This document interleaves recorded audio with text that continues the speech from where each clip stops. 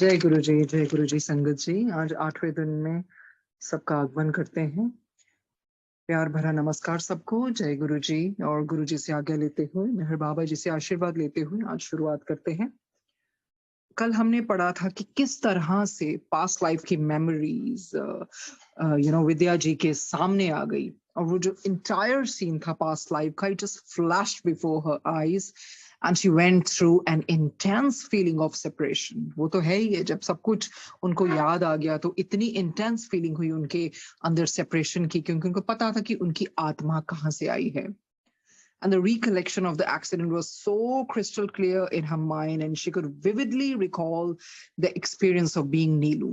सब कुछ उनके सामने आता रहा, उनको सब कुछ ज्ञात हो गया कि क्या एक्सपीरियंसेस हुए थे जब वो नीलू थी, वो आत्मा उस जन्म में क्या क्या भोगा और किस तरह से everything was so real for her. She could just relive all the moments. Then we read how she stood at her own samadhi and how she met Don Stevens, and he was speechless. Even Don Stevens was speechless when she told him about the personality of Neelu, when she told everything in detail to Don Stevens, and he also got astounded. How come she knows everything? So Baba told her that I have not gone anywhere. बाबा ने बोला, भी मैं कहीं नहीं गया हूँ, always with you and there is no need to grieve. किस चीज का दुख? ना तो मैंने तुम्हें कभी उस जन्म में छोड़ा था, ना इस जन्म में छोड़ा है. Your life is not your life and I'm going to drive it. Your life has a great purpose. Live your life as per my wish and everything will be fine. तो इस तरह से बाबा जी ने इतनी डिवाइन टॉक की उनके साथ, and Baba helped her in every single occasion. और हमने ये भी आगे पढ़ा कि ह्यूमन बीइंग्स उनकी ट्रू सर्च क्या होती है, just going back to its original core. जैसे जैसे वो सारी परतें उतरने लगती हैं तो आत्मा को यही होता है, मुझे वापस अपने ईश्वर के घर में जाना है. It is like going back home. And soul, goes through a lot of anxiety also, unsettling, restlessness, and so many issues. जब तक वो अपने रब के असली घर में नहीं जाती, उससे पहले तो क्या क्या सहना पड़ता है. और हमें पता है कितने जन्म लग जाते हैं फिर वो संस्कार को उतारने में. ये चक्र चलता ही रह जाता है. I'm sorry. Excuse me. Everything is already a part of God, and we inherently have the nature of elements that God possess. Material, उसके बाद ये भी हमने पढ़ा कि material world can't bring permanent happiness to anyone, क्योंकि जो असली नेचर है ना आत्मा की, वो प्यार है, वो bliss है, वो peace है. और ये भी हमने बहुत बड़ा लेसन सीखा कि living in the world but not of the world, that is the true way to live. And then we read how can we annihilate and finish it or eradicate, destroy the duality by attaining inner balance, through the wisdom acquired and the realization of one's purpose in this world. और इस तरह से फिर हमने बहुत बहुत प्यारे lessons जो हमने कल लर्न किए थे. जैसे हम जानते हैं कि परमाहंस योगानंदा जी ने भी बहुत बहुत प्यारी बुक्स उनके द्वारा आई हैं, और बायोग्राफी ऑफ योगी के अलावा भी मैन्स इटर्नल क्वेस्ट और कितनी सारी किताबें. और उसमें यही है कि yes, everybody can know God through meditation, through love. पर वो प्यार की इच्छा तीव्र होनी चाहिए. वो अगर आप उनको चाहने की कोशिश करेंगे ईश्वर को, तो बिल्कुल अपना वो जो ग्लिम्स है वो आपको जरूर देंगे. तो परमाहंस योगानंदा जी भी कहते हैं कि the greatest romance you can have is the romance with God. अरे ये अगर रब से जो प्यार करना है ना, तो फिर वो रब से करो. तब आपको नजारे नजर आते हैं कि the human love goes away in a little while, but your romance with God is eternal. He is the lover and our souls are the beloved, and when the soul meets the greatest lover of the universe, then the eternal romance begins. फिर वो असली प्यार शुरू होता है जब ये आत्मा है ना उस परमात्मा की वो सुप्रीम आत्मा से मिलती हैं. वो रियल लव होता है, वो डिवाइन रोमांस होता है. कहते हैं अगर रोमांस करना ही है, do it with your eternal father. तो वो फिर असली रोमांस होता है. उसके बाद हम ये पढ़ते हैं कि, और ये भी एक कहीं पढ़ा था कि कहते हैं ना, ये जो अभी हम पढ़ेंगे, कहते हैं सफरिंग ड्यू टू सेपरेशन. ये एक्चुअली ये सफरिंग है क्या? वही होती ना जब ये आत्मा जुदा हो जाती है अपने उससे, अपने परमात्मा से, तो फिर वो सफरिंग का रूप ले लेती है. कहते द सफरिंग वो कहते हैं suffering due to suppression, the separation of the drop from the ocean causes deep suffering. हम सब एक उस ड्रॉप्स के रूप में ही है ना, जो भगवान ओशन के रूप में है, उनकी हम ड्रॉप्स ही हैं। तो कहते जब हम उस ओशन से जुदा होते हैं ना, तब ये डीप सफरिंग शुरू हो जाती है। In reality the drop has all the qualities of the ocean. Reality में देखा जाए उस ड्रॉप में सारी क्वालिटीज होती हैं, सारे एसेंस वो भरे होते हैं जो ओशन के हैं, but still suffers from the separation as it doesn't experience in totality anymore. The origin of the suffering in human beings, the loneliness felt in this world, comes from this feeling of separation and is hard to accept till the aspirant reaches a certain advanced level of consciousness.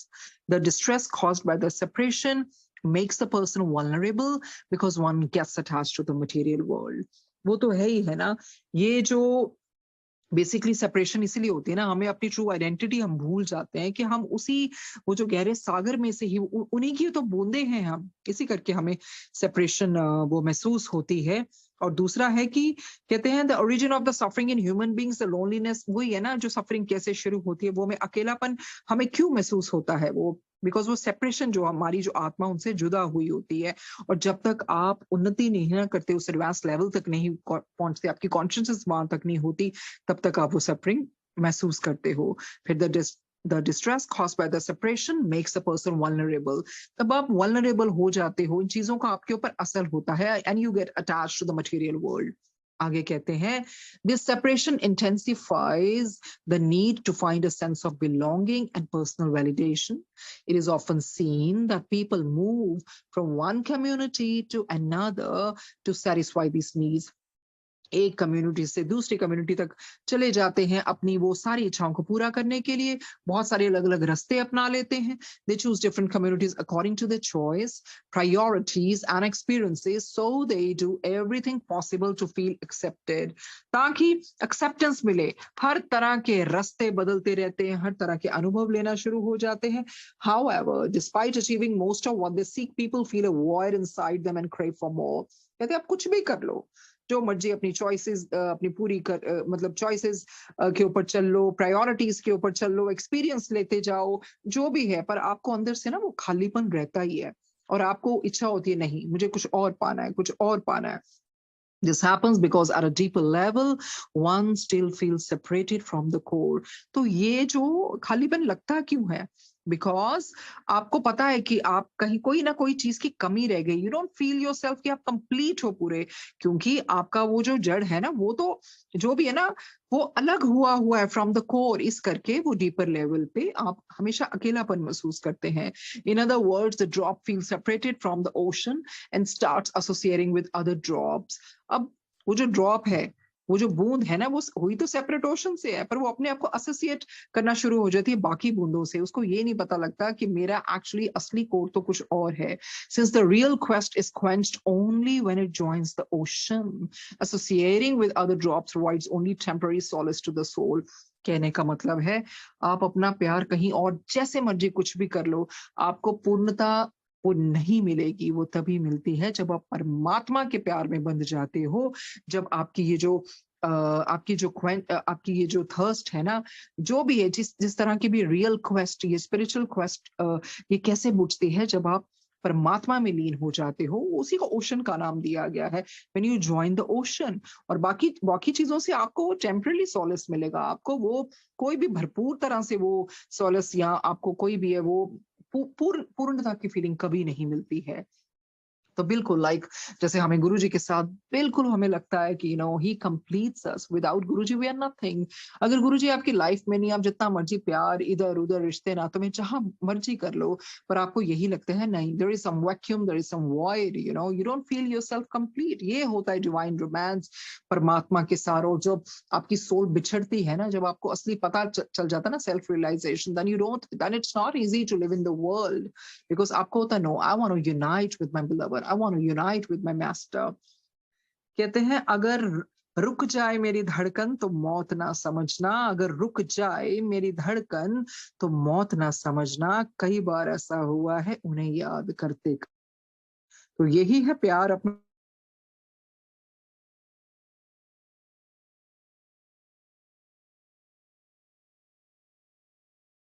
Beautiful, और edit somewhere, अगर रुक जाए मेरी धड़कन तो मौत ना समझना, कई बार ऐसा हुआ है उन्हें याद करते करते।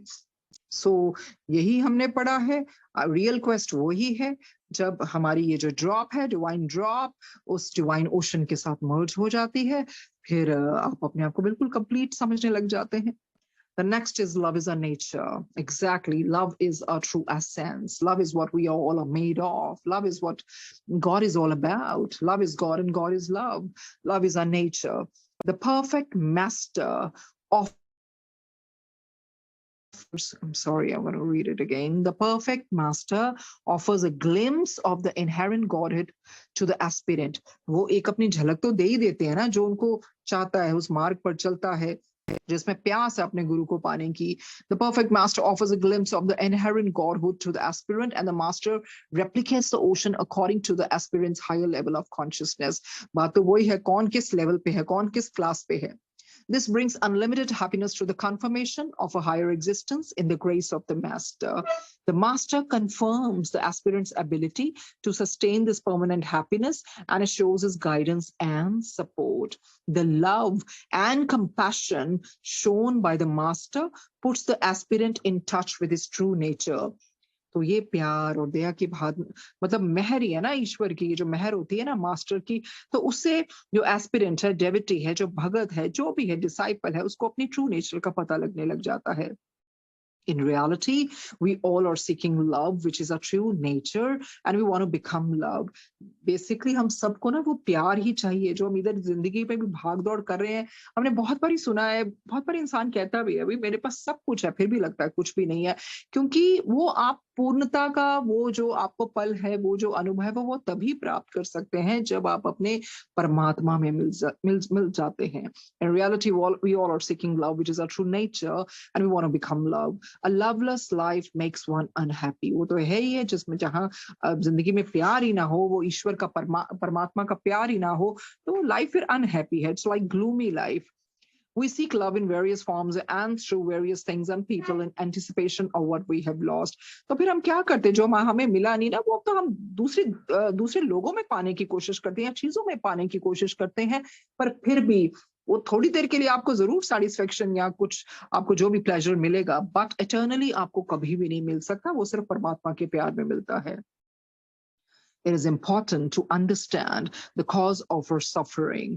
कहते समझो तो सही आपका ये जो root cause suffering का है क्या?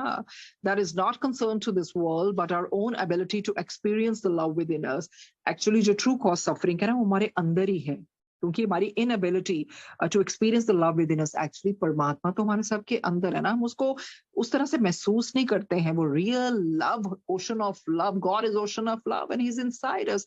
जब हम उस सेल्फ रियलाइजेशन की तरफ पहुंच जाते हैं, तब हमें महसूस होने लग जाता है what real love is all about. The suffering ends with the realization of true love within our own hearts, which is often accomplished by the grace of a perfect master. ये बिल्कुल सही बात है. जब तक आपके गुरु की, आपके परमात्मा की मेहर ना हो, तब तक आप इस चीज को अकम्प्लिश नहीं कर सकते. इसी करके गुरु जी को भी गुरु बन के आना पड़ा. वो परमात्मा, वो लाइट को गुरु हुआ बन के आना पड़ा. And we are so fortunate कि हमारे जो गुरु जी हैं वो स्वयं ही परमात्मा है, और परमात्मा गुरु बन के आए ताकि हमें संभाल सके, हमें अपनी ट्रू आइडेंटिटी के साथ जोड़ सके. और इस तरह से बहुत बहुत अच्छा लिखा है. The suffering ends with the realization of true love within our own hearts, which is often accomplished by the grace of a perfect master. So क्या मांगने वाली बात है? क्या ब्लेसिंग मांगनी चाहिए? नहीं. वही चीज है ना, हम इन चीजों में, और अगर ब्लेसिंग मांगने का मतलब है उस चीजों में और धंसना, जहां हम ग्रेस मांगते हैं, मेहर मांगते हैं, उससे हमारी स्पिरिचुअल उसमें हम एलिवेट होते हैं, स्पिरिचुअली हम एलिवेट होते हैं, स्पिरिचुअल एलिवेशन होती है. So that is the true thing that we should ask for. That is his मेहर, हिज ग्रेस. और उसके बाद हम सबको पता है अटैचमेंट्स क्या करती हैं. हमने ये पढ़ा था उसमें living with the Himalayan master. Remember it was written like attachments creates bondage whereas love bestows freedom. Attachment से और आप बनते जाएंगे. प्यार से क्या होता है, आप फ्रीडम मिलती है आपको, और वो परमात्मा की मेहर से ही ऐसी सोची आती है. Next chapter is reality of anger. तो ये तो बिल्कुल सही बात है. Anger It's one of the feelings actually. It's made by God only. ये भी भगवान की बनाई हुई एक इमोशन है, one of the emotions. So कहते हैं ना, जिन्हें गुस्सा आता है वे लोग सच्चे होते हैं, मैंने झूठ को अक्सर मुस्कुराते हुए देखा है। हमने बहुत बारी देखा है लाइफ में, जिनको गुस्सा आता ना, एक्चुअली वो अंदर से तो दिल के साफ होते हैं, और जो लोग झूठे होते हैं ना, ऊपर से मुस्कुराते रहते हैं और शुगर कोटेड टॉक करते हैं, तो वो सच में अंदर से कुछ और ही चलता है उनके। जिन्हें गुस्सा आता है वे लोग सच्चे होते हैं, मैंने झूठ को अक्सर मुस्कुराते हुए देखा है। दैट डजंट मीन कि उस तरह से गुस्सा किया जाए। Anger is also like one of the emotion, but उसको हमने सही सही जगह पे एंगर अपना शो करना है। Just not like that every time you're in a black mood or you blow your top, and so many people, they have a good temper. Okay. और जिदा गुरु जी कहते ना, गुस्सा इंसान ਨੂੰ ਚੰਡਾਲ ਬਣਾ ਦਿੰਦਾ है। मतलब मुझे याद आ रहा है कि एक बारी गुरु जी के साथ ही, तो मैं कहा गुरु जी मैंने गुस्सा बड़ा आता। कहते हाँ, फिर अपना ले आई वो चांदी का कड़ा ले आई, तो फिर मैं वो लेके आई, गुरु जी ने ब्लेस कर दिया, गुरु जी ने पहनाया, और वो अभी तक पहना हुआ है। और एक बार ऐसे गुरु जी के साथ बैठे थे कार में, तो तब की बहुत पुरानी बात है, तो मैंने कहा गुरु जी ऐसे गुस्सा आता। कहते ना ना, गुस्सा नहीं करीदा, गुस्सा खून नू काला कर दिंदा है। So ये भी कहते हैं ना, control your anger because it's just one letter away from danger. तो फिर एंगर के आगे डी लग जाता है तो क्या बन जाता है, डेंजर। तो बड़े ध्यान से गुस्सा करना चाहिए। तो आगे हम इस चैप्टर के बारे में पढ़ते हैं, reality of anger.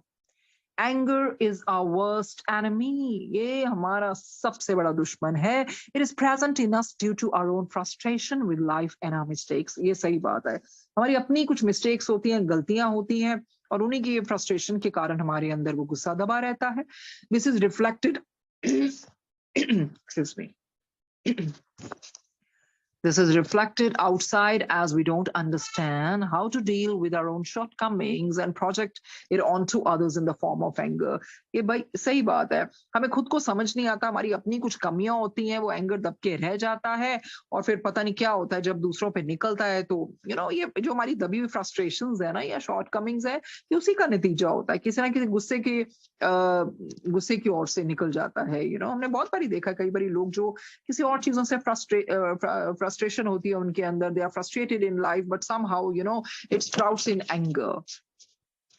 Anger often manifests as abuse, harming others, and self-knowingly or unknowingly.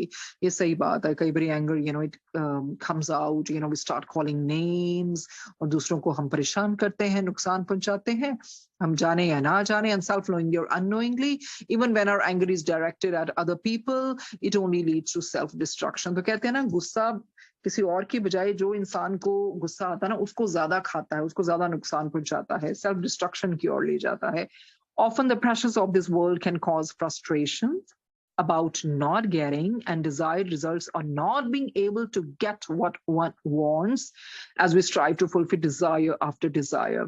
वो तो है ही है, ये दुनिया के जो प्रेशर्स में फंस के, फ्रस्ट्रेशन में आके जो चीज हम चाहते हैं नहीं मिलती है, तो बस ऐसे ही इच्छाओं, मतलब जैसे हमारी इच्छाएं ना पूरी हो, अगर हो भी हो तो फिर एक के बाद और इच्छाएं आ जाती हैं। When things don't work according to our expectations, या जब हमारी जिस तरह से हम चाहते हैं उस तरह से चीजें ना चले, तो क्या होता है, it leads to anger and frustration. In a way, the root cause of anger is unfulfilled desires and expectations. कहते हैं इसकी जो जड़ है क्या, जो आपकी इच्छाएं जो पूरी नहीं हुई, unfulfilled, और आपकी expectations, expectations रखनी नहीं चाहिए किसी से। Expectations lead to frustrations, and frustrations lead to anger. Desires multiply within no time, and conditions to fulfillment are also laid down simultaneously. ये तो है ही है, इच्छाएं तो बढ़ती जाती हैं, और जो हम conditions लगा देते हैं इसको पूरा करने की, वो भी साथ साथ चलती है।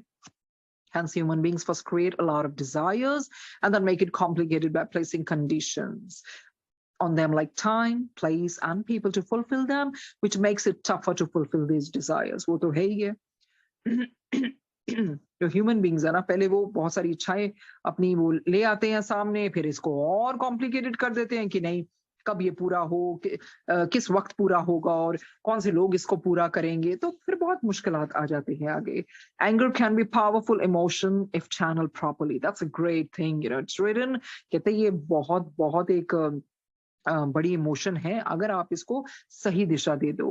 When you channel anger positively, you create a beautiful world, beautiful places, wonderful inventions and life-saving devices. ये जो गुस्सा है ना, अगर आप उसको चैनल करो प्रॉपरली तो क्या नहीं कर सकते, क्या नहीं क्रिएट कर सकते, क्या कौन सी वंडरफुल ब्यूटीफुल इन्वेंशंस नहीं कर सकते और कौन सी लाइफ सेविंग डिवाइसेस नहीं बना सकते। When anger is channeled negatively, the same mind creates destructive means that can hurt all the humanity. वो तो सही बात है। इसी तरह से ऑन द फ्लिप साइड अगर एंगर को नेगेटिव नकारात्मक चीजों के लिए यूज किया जाए तो वो तो फिर डिस्ट्रक्टिव चीजें बना सकती है, डिस्ट्रॉय कर सकता है सब कुछ। Channeling anger productively requires years of practice to control the temptation to succumb to negativity and misdirecting your rage at others. ये तो सही बात है। बात तो वही है, क्रक्स यही है, उसको अच्छी तरह से चैनल किया जाना चाहिए, पर ऐसे नहीं ना होता, उसको प्रैक्टिस से होता है। Rome was not built in a day, it takes time. उसके बाद often when people expel anger at others, they temporarily experience a sense of power, but once the moment has passed, they feel miserable inside. वो तो है ही है, उस moment में आपको लगता है कि you're the most powerful person and you can just scream and yell. आप अपना गुस्सा दिखाते हैं, आपको लगता है आप राजा बन गए हैं, सब कुछ आपके कंट्रोल में है, you can rule, you can dominate, you can just boss around. but उसके बाद क्या होता है, हम गिल्ट कॉन्शियस भी हो जाते हैं, हम बहुत मिजरेबल फील होते हैं। वही ना, आत्मा बोलती है, सबकॉन्शियस माइंड के किया क्या, देखिए क्या, गुस्से का नतीजा क्या हुआ है। उस टाइम बंदे में इतनी वो ताकत आ जाती है और वो इतना बोलता है कि बस मैं ही मैं हूं।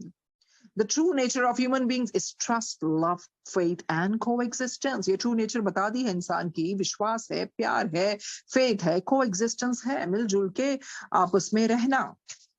Anger due to helplessness. Anger, when used in a destructive way, makes us feel helpless. When caught in worldly entanglements, we find ourselves helpless in many instances, especially when something is not according to our convenience or preference. कहते ये फिर बहुत destructive वे हो जाता है, हम बहुत लाचार महसूस करते हैं, हम इतना दुनियादारी की चीजों में धंसते जाते हैं, फिर अपने आप को लाचार महसूस करने लग जाते हैं, especially when something is not according to our convenience. जब हमारी कन्वीनियंस के मुताबिक कुछ नहीं होता है। It doesn't always mean one is wrong in asking for certain comforts and rights in one's life. कहते हैं इसका मतलब ये नहीं है कि आप अपनी कंफर्टेबल लाइफ ना जिए, आपको जो कंफर्ट्स चाहिए, जो कुछ भी चाहिए आपकी सहूलता के लिए, वो आपको चाहिए, तो अगर आप उस चीज के लिए मांग रहे हैं तो वो गलत नहीं है। What causes agony, however, is rigidity in the ways we want to attain these things. तो कहते हैं पेन और वो एग्नी क्या लाता है, जिस तरह से आप कठोरता से एक रिजिड एटीट्यूड के साथ आप उसको पाना चाहते हैं और फ्लेक्सिबल नहीं है, आप अपनी लाइफ में फ्लेक्सिबिलिटी नहीं दिखाते हैं। Long lasting stress and anxiety makes us feel helpless as we try everything at our disposal and all our efforts are futile. कहते हैं ये जो लॉन्ग लास्टिंग स्ट्रेस और एंजाइटी है ना, फिर हमें क्या महसूस करवाता है, इतना लाचार, और हम चाहते हैं सब कुछ जैसे हमारी मर्जी से हो, पर ये जो एफर्ट्स है ना वो फर्टाइल हो जाते हैं, of no use actually. If we act in anger we feed more energy to the matter and make room for a reaction. तो उस गुस्से में अगर ज्यादा एक्ट करते हैं ना तो फिर और उसमें हम एक आग को और इग्नाइट करने का काम करते हैं। If the response is also anger, it creates more anger in the person and the cycle continues. और उसका रिस्पॉन्स भी अगर गुस्से से मिले तो फिर क्या है, फिर तो वो चक्र चलता जाएगा ना, फिर तो वो साइकिल बंद ही नहीं होगा।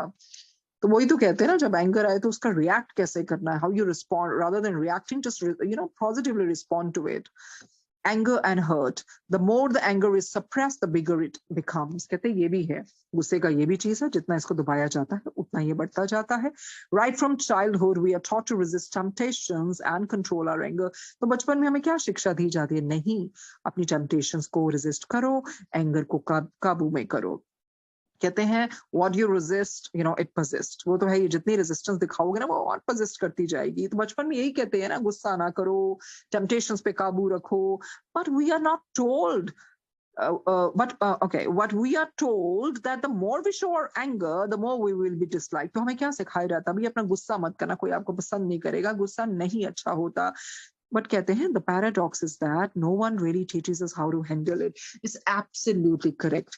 हमें यही बताया रहता है गुस्सा मत करो, गुस्सा अच्छा नहीं होता, लोग आपको रिस्पेक्ट नहीं करेंगे, समाज आपके लिए ये सोचेगा, पर कभी किसी ने ये सिखाया इसको हैंडल कैसे करना चाहिए. Well, it's a natural emotion. It's one of the emotions, bestowed on us by Almighty only. But we have to see on what things we have to get angry. So nobody has taught us, how to handle it. Hence, we all find our own way to deal with anger, either through expression or suppression. That's beautiful. फिर इंसान क्या करता है? उसको पता तो है नहीं हैंडल कैसे करें, वो अपना ही रास्ता निकाल लेता है. या तो उसको बहुत एक्सप्रेस कर देगा या उसको सप्रेस कर देगा. बहुत ज्यादा एक्सप्रेशन भी अच्छा नहीं होता, बहुत ज्यादा सप्रेशन भी अच्छा नहीं होता. One doesn't have to be an extremist. So the first step is to be able to see. So the first step is to be able to see the real picture, putting aside the hurt. In most cases, hurt plays a big role in our response to any situation. It makes us blind to reality. If we are hurt by something, it is imperative to tackle that and heal. कहते यही है ना, अगर आप hurt होते हो, किसी चीज से आहित हो जाते हो, तो ये आपकी reality को ब्लाइंड कर देता है. तो बस हमें ये इंपैरेटिव है, it's so vital and pivotal to tackle that and उसको हील किया जाए ताकि वो आगे और ना बढ़े. When we act out of hurt, we act either defensively, often disregarding reality. When things are seen objectively, keeping the hurt aside, our responses automatically change. So rather than being subjective, one should just deal with it in an objective way. We should, when things are seen objectively, जब हम hurt हो, जो आहित हुए हो, तो उसको side पे रख ले, तो हमारा response भी बदल जाएगा. At a deeper level, the cause of all emotional hurts is the ego. तो कहते हैं बेसिकली ये कहां से आता है सारा जो आपको हर्ट महसूस होता है, तो उसका रूट कॉज क्या है? Actually it is ego. Whenever you are hurt and you begin to examine your ego, the hurt fades and the reality becomes clearer. तो बिल्कुल सही है, जब आप आहित होते हैं और अपनी ईगो को आप तराशने लगते हैं, उसको एग्जामिन करते हैं, आप उसका वो कॉज निकालते हैं, तो फिर क्या होता है? वो जो आहित हुए तो वो फेड हो जाता है, जो रियलिटी है और क्लियर हो जाती है, परसेप्शन आपकी बदल जाती है. Is it appropriate to express anger? कहते क्या ये ठीक है कि अपने एंगर को आप शो करें, एग्जिबिट करें, एक्सप्रेस करें, बाहर निकालें? It is absolutely essential to express anger with full consciousness and responsibility. When you feel really angry with someone or about something, you must feel free to express it. कहते बिल्कुल सही है. अगर आप में गुस्सा है तो आप उसको थोड़ा सा you have the freedom to express it. What we need to understand is that while there is freedom of expression, we also shoulder the responsibility for whatever that may lead to. ठीक है, freedom तो है expression का, पर ये भी तो देखना ना उसका आगे नतीजा क्या होगा. Moreover, while you have the freedom to express your thoughts and emotions, others have the same right. तो सिर्फ आपको ही थोड़ी वो right है, सबको right है ना अपनी वो उसको express करने का. सबके पास वो freedom है.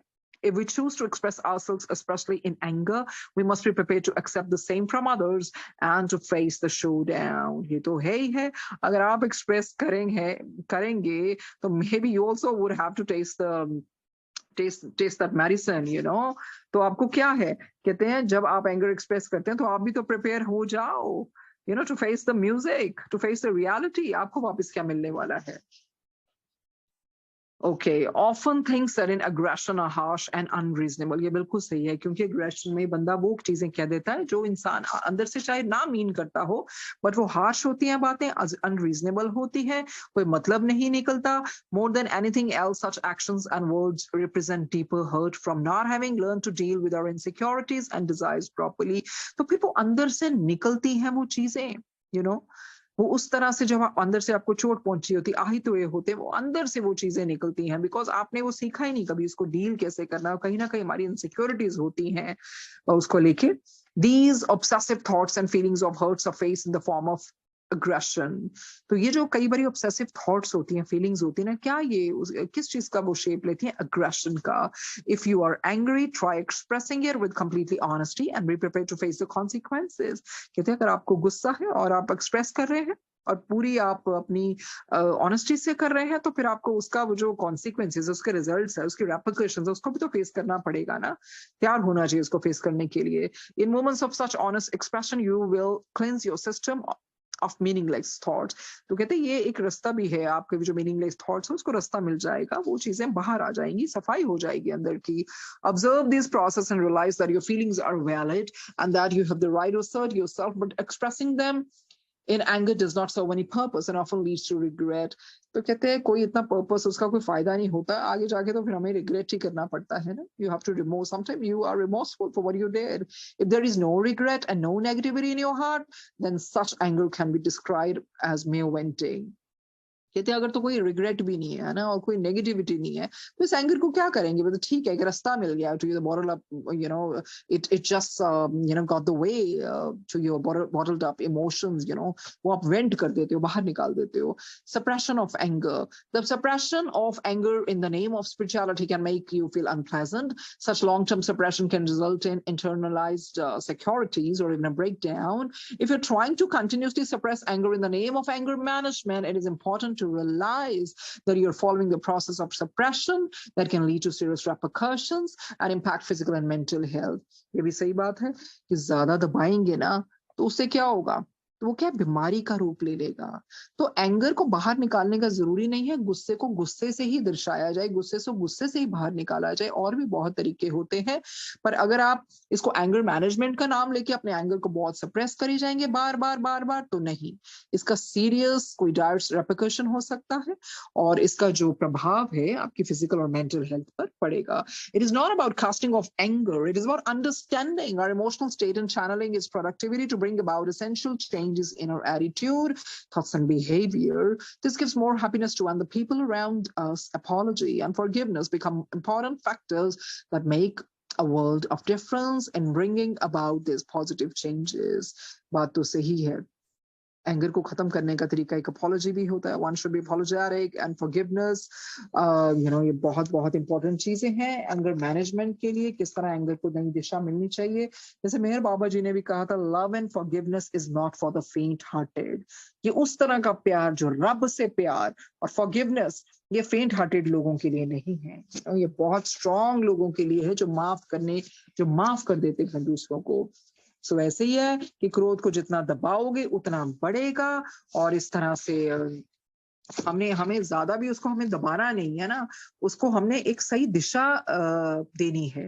नहीं, अगर आप दबाओगे तो उसके गंभीर परिणाम हो सकते हैं, फिर आपके शरीर को बीमारियां लग सकती हैं, मानसिक बीमारियां लग सकती हैं। सिर्फ हमने ये नहीं सोचना कि हमने एंगर को हटा देना है, इसको हमने ये समझना है कि उसको कैसे, उस एंगर के साथ भी हमने किस तरह से उसको ढालना है, इससे करने से हमें खुशी मिलेगी। तो यही है, फॉरगिवनेस देनी चाहिए, that is very important to bring positive change in our life. So we read about anger. कहते हैं ना, moment of patience in a moment of anger saves you, you know, 100 moments of regret. तो वो बस वो पल बंदे को आ जाए ना संभालना, देन फिर बाद में आपको रिग्रेट का कोई चांस नहीं होता। और वैसे एंगर है क्या, एक इमोशनल रिस्पॉन्स ही तो है, but yes, it's one of the dangerous emotions of all the emotions, you know, if it goes out of control, you know, तो बीमारियां भी लग जाती हैं, हाई ब्लड प्रेशर हो जाता है। और कई बार आप क्या होता है, उस एंगर में यू वांट टू रिटेलिएट, आप बदले की भावना भी आ जाती है, and if you don't control it, you know, in time, so best way to control anger is, तो हमें ये रीजन देखना चाहिए, बेसिकली रीजन है क्या, रूट कॉज क्या है, what is the reason behind it, and we should try to find the solution instead of reacting to it। so उससे वो कैसे हो सकता है, बेसिकली अगर हम विचारों को बदलें और उस तरह से एक्सपेक्टेशंस ना दूसरों से रखें, सो ये चीजें वर्क करेंगी, धीरे धीरे होती हैं। हम वो सबसे बड़ी चीज ये सीखिए कि हम भी बच्चों को बोलते गुस्सा मत करो, ये मत करो, फिर ये बहुत बड़ी सीख है कि बच्चों को पहले ये तो सिखाएं डील कैसे करना है, क्योंकि anger, you can escape anger, कहीं ना कहीं एंगर आ ही जाता है, बहुत चीजों पे आ जाता है, पर हमको डील भी करना है। It's not that we always have to react, we can just exhibit our anger in a positive manner. बहुत तरीकों से उसको चैनलाइज किया जा सकता है। और बिल्कुल, कहते हैं ना, गुस्सा आने पर चिल्लाने के लिए ताकत नहीं चाहिए, परंतु गुस्से में शांत रहने के लिए बहुत बड़ी ताकत चाहिए। ये बहुत बड़ी बात है, सही बात है। गुस्सा आने पर तो चिल्लाता तो हर कोई है, चिल्लाने के लिए ताकत की जरूरत ही नहीं है, वो तो हो ही जाता है, परंतु गुस्से में शांत रहने के लिए बहुत ताकत चाहिए। सो यही है कि 2 पल के गुस्से से प्यार भरा रिश्ता बिखर जाता है, होश जब आता है होश जब आता है तो वक्त निकल जाता है, 2 पल के गुस्से से प्यार भरा रिश्ता बिखर जाता है, होश जब आता है तो वक्त निकल जाता है।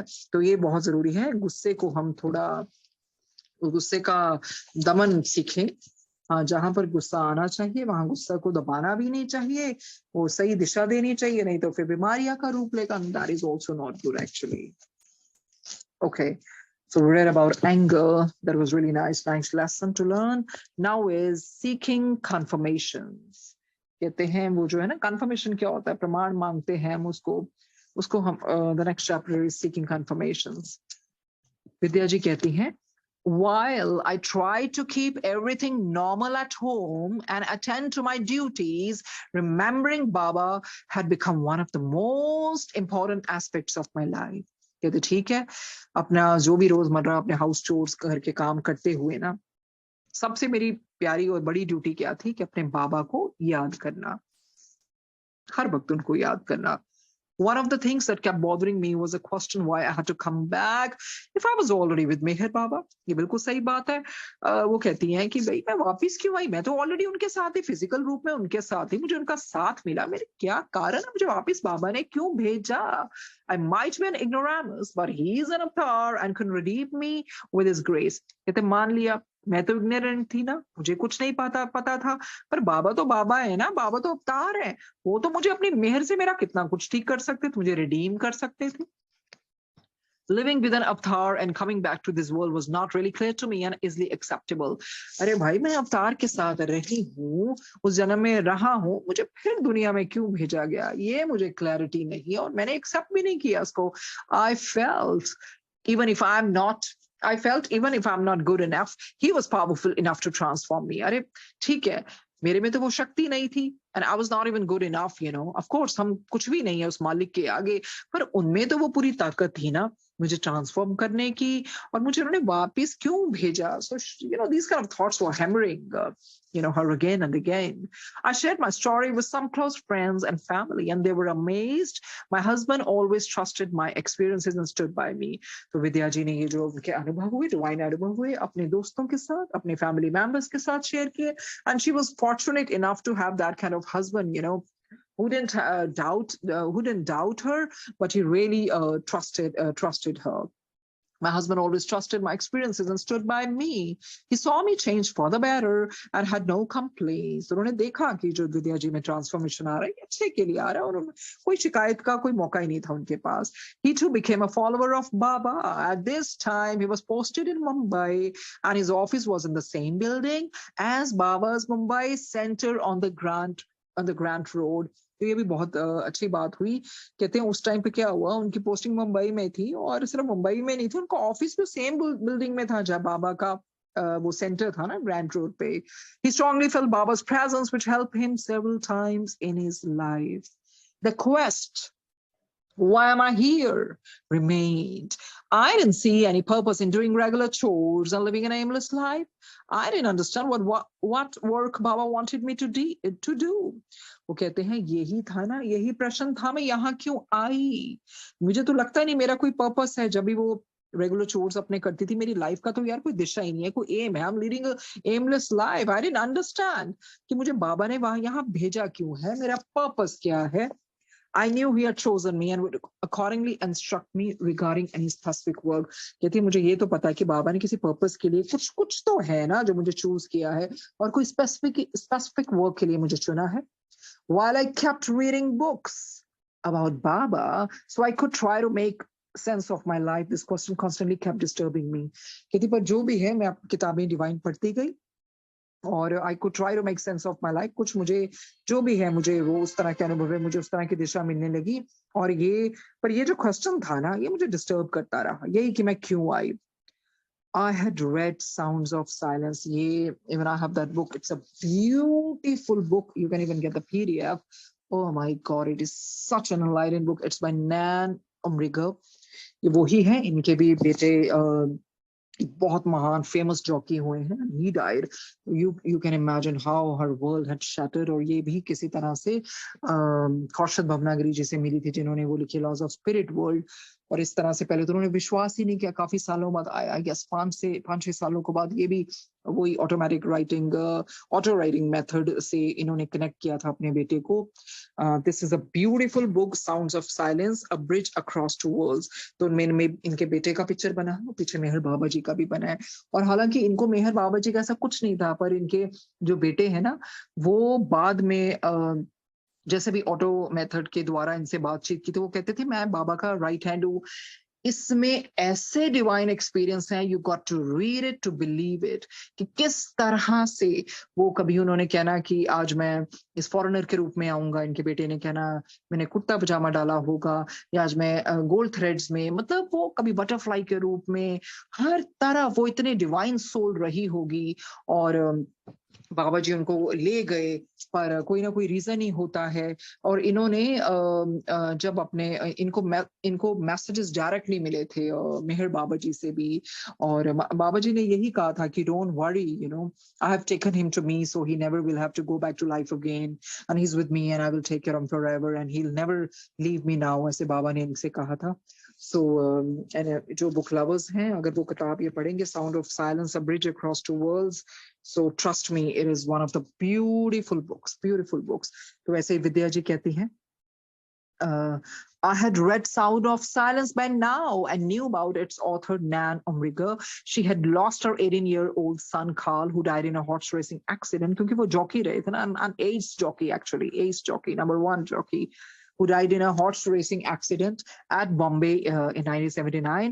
So Nan was lost for some time and could not understand why it had to happen. बिल्कुल उनकी तो दुनिया सारी तहस नहस हो गई थी। Through auto writing, she had eventually connected with her son. तो इनको वो इंस्पायर भी उन्होंने किया था कौशल भवनागिरी जी ने। Carl told her, तो कार्ल उनके बेटे का नाम है, उन्होंने क्या बोला था, that he was with Meher Baba and asked her to visit him at Mehrabad. This was the first time she had heard about Baba. उनसे पहले तो उन्होंने बाबा के बारे में सुना ही नहीं था कभी, नैन उम्रिगर ने।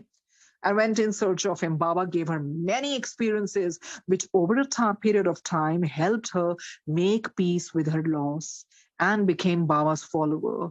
Nan continued with auto writing and started helping other people through her practice. She has written 3 books and is an ardent follower of Baba's teachings. So, on 26 June 2007, na, तो ये विद्या जी भी उनके पास गई. I asked Nan Umriger for a message from Baba and I wrote, Beloved Baba, I lived with you in gross body and shared lots of golden moments that are probably possible only for a few fortunate souls and died in your physical proximity. Back in this body, I'm still grappling with day-to-day affairs and still changing one mirage after another. Please explain to why I'm unable to realize that I'm united in you. What do you want me to do in this life? Why am I back in this world despite being one with you? Your physical presence should have burnt all my sanskars. I love you and feel a deep sense of separation, Neelu. The Neelu ji ne ऐसे बाबा तक message तो पहुंचाना ही था। बात तो यही है, बाबा मुझे वो जो सेपरेशन है ना, जुदाई की फीलिंग है, प्लीज मुझे बताइए बाबा, मैं कब आपसे दोबारा से वो यूनाइट हो जाऊंगी, मैं क्यों आपसे अलग हूं। तो आप में तो इतनी शक्ति थी कि आप मेरे तो सारे संस्कार भस्म कर सकते थे बाबा, ये क्यों है कि मैं फिर भी I am grappling with you know day to day affairs और जो भी है। तो फिर उसके बाद क्या होता है, ये पत्र कब, ये जो भी है मैसेज उन्होंने कब लिखा था, 26 जून 2007 में, 26 जून को, ठीक है। उसके बाद क्या हुआ था, अगले दिन on 27 June 2007 I receive Nain Umrigar's reply. तो नैन उम्रिगर को रिप्लाई भी मिला था डायरेक्ट बाबा से। क्या आया, Dear Vidya, Baba says, you have made a great leap towards your own salvation. अरे तुम्हें क्या पता, तुम्हारी जो कितना बड़ा जंप मिला है ना, तुम एक बड़ा कदम जो उठाया है ना, by being with me physically, वो एक बहुत लीप बड़ा मिला है। It was a big advantage for you कि तुम मेरे साथ physically रह चुकी हो। I have in all that time made you completely aware of what I wanted you to know, that the realization of God comes only after much suffering and entirely relinquishing personal desires and wishes. तो बाबा ने क्या कहा, जो असली realisation ऐसे नहीं आती, बहुत सफरिंग देनी पड़ती है और अपनी पर्सनल डिजायर्स को भस्म करना पड़ता है, खत्म करना पड़ता है। You have had a lot to contend. अरे अभी भी बहुत कुछ करना है, तुम्हें बहुत सहना है. With and still have more to go through before your time in the world is over. अभी बहुत बहुत कुछ बचा है करने को. Finally, when you do come to me, you will understand the significance of what you have to go through now. अरे अभी तुम्हें नहीं पता, जब तुम वापिस आओगी, जो ये चीजें हैं, तुम्हें पता चलेगा कितनी महत्वपूर्ण है. The journey will be complete soon. Till then, go on living your life according to my commands, as if you were still with me. My love for you is a binding factor, and you will understand it all when we meet again. Till then, have faith, and as you were my trusted follower, be still. Love to you. तो क्या प्यारी love letter बाबा की ओर से आई है. Beautiful. अरे बाबा कहते तुम्हें तो पता ही नहीं है, मेरे साथ रहने पे जो फिजिकल रूप में रही, कितना बड़ा जंप मिल गया स्पिरिचुअलिज्म में. और ये जो रियलाइजेशन है ना, भगवान की बहुत सफरिंग के बाद आती है, और अपनी ये जो इच्छाएं है ना, उनको मारना पड़ता है. अभी भी बहुत कुछ बाकी है तुम्हारे करने के लिए, पर ये जर्नी जब भी खत्म होगी, वापिस आओगी, तुम्हें सब समझ लगेगा. और सबसे बड़ी बात बाबा ने क्या कहा, my love for you is a binding factor. यही तो है जो तुम्हें जोड़े रखेगा, तुम्हें स्ट्रेंथ देगा, हिम्मत देगा. And you will understand it all when we meet again. जब हम दोबारा से मिलेंगे, तब तुम्हें सब समझ आ जाएगी. Till then, have faith, विश्वास रखो, जिस तरह से तुमने हमेशा से मेरे पे रखा है. Be still, स्थिर रहो. Love to you. Love call. तो ये बहुत बहुत बहुत प्यारा मैसेज मिला है बाबा से. Okay, this message gave me consolation. इससे उनको हिम्मत तो बधी, उनको बंधी थी, बिल्कुल बंधी थी. This message gave me consolation and I loved Baba more deeply. Baba was part of my everyday life and mantra became love you Baba. तो इससे बड़ा मंत्र क्या होगा. Love you Guruji, love you God, love you my lord, love you Baba. ये सबसे प्यारा मंत्र है, सबसे बड़ा मंत्र है. तो ये जो मैसेज उनको मिला डायरेक्टली, इससे उनमें बहुत हिम्मत आ गई और उनका प्यार और डीप हो गया और गहरा होता गया. This kept me happy most of the time. Of course, now she could, enjoy her life because now she got the direct answer from Baba. This चीज ने उनको बहुत divine happiness the. I would have some intense conversations on my life and spirituality with him, and he would answer all my questions. जैसे मैंने शुरू में भी कहा कि बाबा has been, ये तो बहुत कोई खास रिश्ता होता है कि जब आपका गुरु, आपका मालिक आपको इतने जो भी आपकी क्वेस्ट रही है लाइफ को लेके, स्पिरिचुअलिटी को लेके, उसको डायरेक्टली आंसर मिले. That's beautiful. He became my best friend and companion who gave me wisdom to inculcate love in my life and handle it lovingly. तो कहते वो मेरे इतने प्यारे मित्र बन गए और मुझे कंपनी देते गए और इतनी सोची दी, विजडम दी. I became judicious और मुझे पता लग गया कि नहीं, असली प्यार को कैसे लेना है अपनी लाइफ में और इसे कैसे प्यार से हैंडल भी करना है. उसके बाद in 2008 I moved to Bangalore on work. It was a tough time at the new company with new people and being part of a startup had its own challenges. तो 2008 में वो बैंगलोर चले गई. तो एक्चुअली जब मेरी पहली बातचीत इनके साथ हुई थी, जस्ट वो टेक्स्ट मैसेज, ये बैंगलोर में ही थी, तब इन्होंने कुछ वो साड़ियां जैसे होती हैं पहनने के लिए, वो कुछ उसके ऊपर भी इन्होंने कुछ अपना शुरू किया था.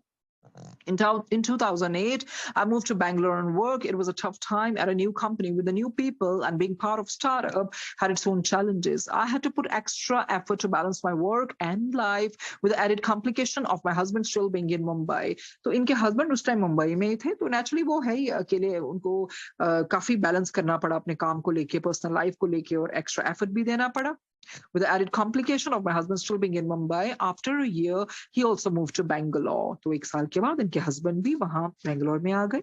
In October 2008, I attended the Global Congress of Spiritual Scientists and met Dr. Newton Kondawari. तो डॉक्टर न्यूटन डॉक्टर हैं वैसे, एमडी डॉक्टर, तो ये भी एक पास्ट लाइफ रिग्रेशनिस्ट है. तो कहते हैं, I attended the Global Congress of Spiritual Scientists and met Dr. Newton Kondawari, among many others, who is a past life regression therapist and was running an institution called Life Research Academy. तो वो क्या चला रहे थे? एक Life Research Academy चला रहे थे. During the seminar, a group regression session was conducted in which I moved into my past quickly and saw many lives and the connection I then had with people in my life. तो ये जो doctor Newton कुंडावरी है, इनके भी काफी YouTube videos भी हैं. तो इनके साथ इनका फर्स्ट ये हुआ था पास्ट लाइफ रिग्रेशन का. कहते हैं मैं इतनी सहज तरीके से ही मैंने अपनी सारी लाइफ्स देख ली और उसके बाद एंड द कनेक्शन आई जो भी मेरा कनेक्शन भी था with people in my life, okay, जो इस लाइफ में जिनसे भी जो कनेक्शन था वो सारी पास्ट लाइफ्स भी इन्होंने देख ली. I met with doctor Neuron and narrated my experiences to him. तो इन्होंने सारे एक्सपीरियंसेस उनको समझाए. He was quite amazed as he had also read God speak, क्योंकि उन्होंने भी गॉड स्पीक्स पढ़ी हुई थी, मेहर बाबा जी की किताब. He readily agreed for a personal one-to-one past life regression sessions in Hyderabad. तो इतने अमेज हो गए तो उन्होंने भी मान लिया कि भी ठीक है, तो तुम्हें मैं एक personal one-to-one past life regression देता हूँ हैदराबाद में. I fixed an appointment and went to Hyderabad for a session with Dr. Neuron. फिर उन्हें अपना जो भी है अपॉइंटमेंट फिक्स कर ली. He expected Baba's messages to come in during the session, so we decided to record it. तो naturally वो संभावना तो थी कि 100% वो बाबा के मैसेज तो आएंगे, तो क्यों ना हम इसको रिकॉर्ड करें. The session went on for more than 3 hours. कहते 3 घंटों तक वो सेशन चला. It was about Neelu's. Obviously वो तो आना ही था, क्योंकि in one of the lives में जो भी recent जो उनका पिछली life थी वो नीलू ही थी उसमें. It was about Neelu's story once again. I narrated everything I felt and saw about the accident and the post-accident experience. Accident कैसे हुआ और एक्सीडेंट के बाद का एक्सपीरियंस कैसे हुआ था. Baba's messages were channeled into the session. बाबा ने बोला क्या वैसे. कहते हैं, Neelu, you had been devoted to me in your life then. As per your wish, you have died in my physical proximity. Your love for me was the binding factor then and is going to be binding factor now. I have cleared a lot of clutter and given you a strong push spiritually during the past life. In this life, you will make further progress and do important work that I have decided for you, which you have to accomplish for me. Doing my work is the purpose of your life. Do not worry about your life as it belongs to me. You don't have to do anything. You just have got you have just got to stay. You have just got to stay. I have looked after you for ages, even when you were not aware. And I am going to take care of your progress and life. Even now, when you were in pain, I lifted you in my arms and walked the path for you. My love for you is eternal and will be there beyond your imagination. Trust yourself and your experiences and know everything is happening in keeping with my will. And you are just an instrument in the larger scheme of things. Your past life and this life are only dedicated to me, and I'll be with you till the very end. Don't worry and be happy in whatever you are doing, as I'm always with you, and you will know it from now on. Whatever has happened was needed and happened for good. No one is to be blamed and nothing is to be grieved over. Your life and death were pre-decided. So just live the life as it comes and grow more and more in my love. तो क्या बेहतरीन, क्या प्यारा, क्या beautiful, divine, heart touch message. It's like a universal message. We could feel as if, this message is for us. ये सबके साथ resonate करता है. तो जब बाबा ने बोला क्या वन ऑफ द सेशंस में जो भी उनका रिग्रेशन पास्ट लाइफ रिग्रेशन हुआ, बाबा कहते जो होता है मेरी इच्छा से ही होता है. हमने पढ़ा था ना शुरू में, इन्होंने क्या कहा था नीलू जी ने बाबा को कि बाबा मतलब उस स्टोरी में ये था ना कि I had no close family और friends and I wish that when I die he would be around. And ये जो and with the time this thought became so strong and interested in me that I was sure he became aware of it thought. तो इसी करके तो क्योंकि उन्होंने कहा था कि बाबा और तो मेरा कोई है नहीं ना, बस जब मेरी मौत हो तो आप मेरे पास हो. तो वही तो उनकी बिल्कुल इस तरह से तो डिवाइन उनकी डेथ हुई थी. बाबा उधर ही थे. बाबा कहते जो तुमने दिया, मैं जब तुमने मांगा मैंने तुझे दे दिया. पर ये भी है, तब भी मैं तुम्हारे साथ था, अब भी मैं तुम्हारे साथ हूं. तो तुम्हारी लाइफ तुम्हारी तो है नहीं, तो मेरी है. तो तुम्हें किस चीज की चिंता है? तुमने थोड़ी कुछ करना है, तुमने सिर्फ रहना है, मेरी आज्ञा का पालन करना है. जो मैंने कहा वो करो. मैंने इतने एजेस में तब भी मैं तुम्हारे साथ था, तब भी मैं तुम्हारा ध्यान देता था जब तुम्हें अवेयरनेस भी नहीं थी, तो अब भी तो दूंगा. तो ये प्रोग्रेशन मैंने ही करानी है. कहते जब तुम दर्द में थी या जिस जन्म में जैसे भी था, मैंने ही तो तुम्हें अपनी बाहों में उठाया था और तुम्हारे साथ चला था. तो मेरा प्यार इटर्नल है. That's a real love. तुम सोच भी नहीं सकते. It's beyond your imagination. अपने आप पे विश्वास रखो. मैं तुम्हारे साथ तब भी था, अब भी हूं. सब मेरी मर्जी के मुताबिक होता है. तुम हो कौन? तुम तो सिर्फ इंस्ट्रूमेंट हो, एक जरिया हो लार्जर स्कीम ऑफ थिंग्स में. तुम्हारी जो पास्ट लाइफ थी ना, तब भी मेरे को तुमने डेडिकेट की थी, अरे अब भी तो तुम मुझे ही डेडिकेट कर रही हो ना। Don't worry, be happy. तुम जो भी कर रही हो, मैं तुम्हारे साथ हूँ और हमेशा रहूंगा, और जब भी तुम्हें जरूरत पड़ेगी मैं तुम्हारे साथ ही होऊंगा। बस ये सोचो, जो भी हो रहा है अच्छे के लिए हो रहा है। किसी को दोष देने की क्या फायदा, या उस पर ग्रीव करने का क्या फायदा। तुम्हारी ये जो जन्म और मरण है ना, ये पहले भी डिसाइड हुआ था। So just live the life as it comes. Just go with the flow and grow more and more and more in my love.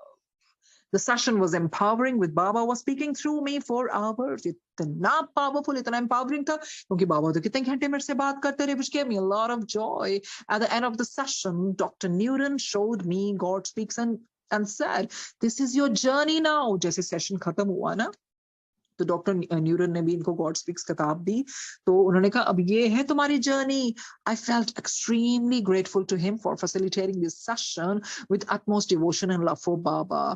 तो ये जो डॉक्टर थे न्यूरन, उन्होंने बहुत ही अच्छा सेशन दिया इनको, तो ये इतनी ग्रेटफुल हो गई कि and she was filled with gratitude कि आपने एक तो मेरा सेशन बहुत आसान बना दिया, क्योंकि आपने इतने डिवोशन और प्यार से किया। The session helped me gain clarity that my present life was about Baba's work, though it was not clear to me what work he was talking about. I thought of myself that I would understand the purpose in due time.